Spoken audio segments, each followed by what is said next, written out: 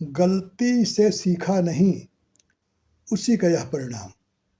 गलती से सीखा नहीं, उसी का यह परिणाम। नीट परीक्षा रद्द हुई, एनटीए बदनाम। नीट परीक्षा रद्द हुई, एनटीए बदनाम। गलती से सीखा नहीं, उसी का यह परिणाम।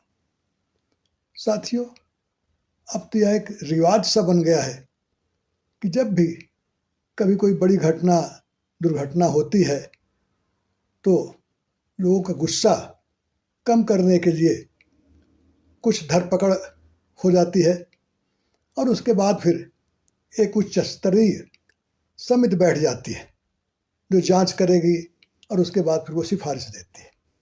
और इसी बीच में समय हो जाता है, लोग भूल जाते हैं और फिर उच्च स्तरीय जो कमेटी है उसकी सिफारिशें धूल खाती रहती हैं और फिर वही रवैया शुरू हो जाता है पहले वाला।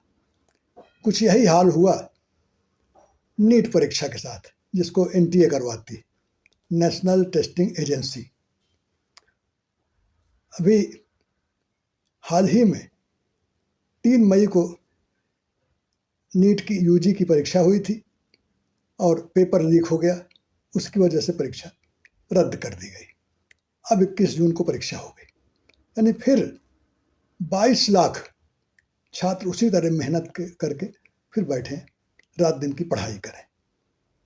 और फिर वही हुआ, सीबीआई को जांच सौंप दिया गया, धरपकड़ हुई। बताते हैं कि 11 लोग पकड़े गए हैं, जयपुर, दिल्ली, नासिक, पुणे आदि शहरों से। और जांच समिति फिर सिफारिश देगी।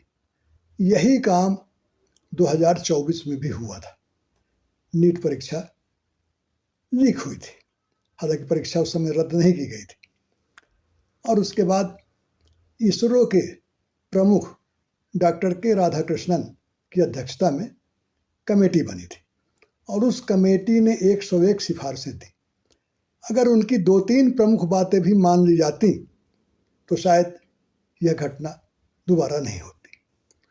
और इसी पर सख्त रवैया अख्तियार करते हुए सुप्रीम कोर्ट ने फटकारा है और कहा कि अगर एनटीए ने गलती सुधार लिया होता तो आज यह घटना नहीं होती। और सुप्रीम कोर्ट ने नोटिस जारी करके जवाब देने को कहा है एनटीए को और केंद्र सरकार को। ये घटनाएं बताती हैं कि किस तरह से लापरवाही दर लापरवाही चलती है और उसको भुगतते तो आम लोग हैं। यह भी खबर है कि 3 छात्रों ने आत्महत्या कर ली। अब उनका जो इतने छात्रों का जो नुकसान हुआ है और माँ बाप को जो तकलीफ उठानी पड़ी, उसकी भरपाई कहाँ से होगी? क्या उनको न्याय मिलेगा? और सबसे बड़ा सवाल तो यही है, क्या देश को पेपर लीक से छुटकारा मिलेगा?